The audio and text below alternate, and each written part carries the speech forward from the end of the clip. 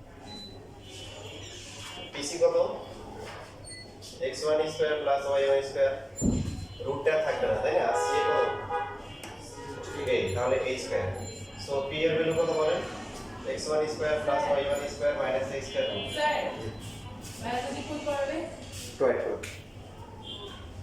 দাঁড়াও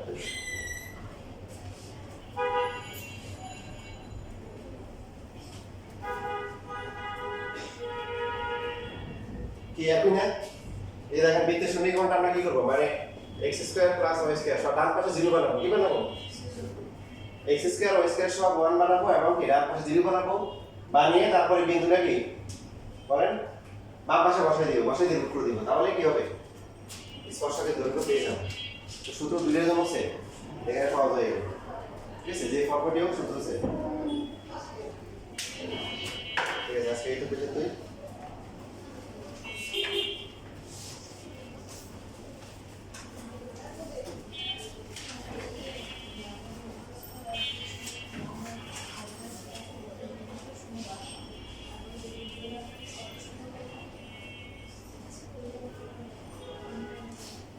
আপনি বলো কোথায় লিখছেন কাজ লিখছেন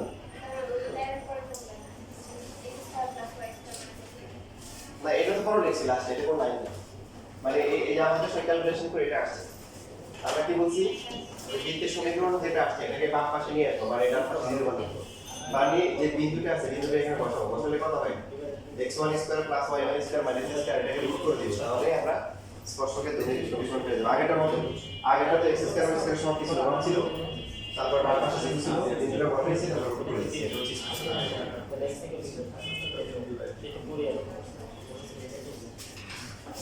শেষ ক্লাস